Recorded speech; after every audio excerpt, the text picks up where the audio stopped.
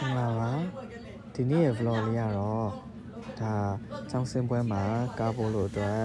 အဝတ်စားလေးလာငှားတာဖြစ်ပါတယ်ဖက်နယ်လေးလည်းအရင်လှပါတယ်ဘာကမှလည်းတော့မပြောတော့ဘူးပေါ့နော်ဒီမှာအဝတ်စားလေးဝတ်ကြည့်တယ်အဝတ်စားတွေအများကြီးရှိတယ်ဒီမှာမင်းသားဝတ်စားတွေလည်းရှိတယ်ပကံရှေဝင်းနာဝင်းနေအများကြီးပါပဲအစုံပါပဲတနေရာထဲမှာအစုံရနိုင်တဲ့နေရာလေးပေါ့နော်အဲ့နဲ့ဖက်နယ်လေးစီးကြည့်နေရဖက်နယ်ကိုတော်တော်သဘောကျတော့လုံးဝမချွတ်ချင်တော့တာ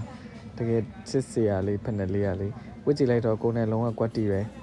အဲ့နဲ့ဟိုဝေစားဒီဝေစားလေးကောက်ရှိုကြည့်ရပါတော့ဒီအယောင်နဲ့ဒီပုံစံမျိုးကို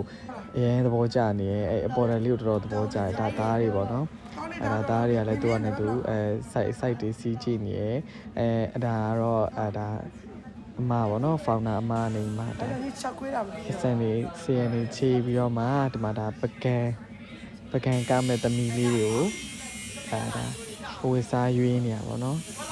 တော်တော်လေးလာတယ်တော်တော်လေးဒါသားတွေလည်းအဲ့လိုမျိုးဟိုစားရွေးချေပြီးတော့ဝစ်ကြည့်နေရပါတော့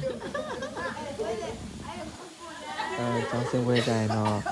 ဝစ်စုံတွေတစ်မျိုးစီနဲ့အရန်ကိုလှနေတော့မှမြင်အောင်နေပါတယ်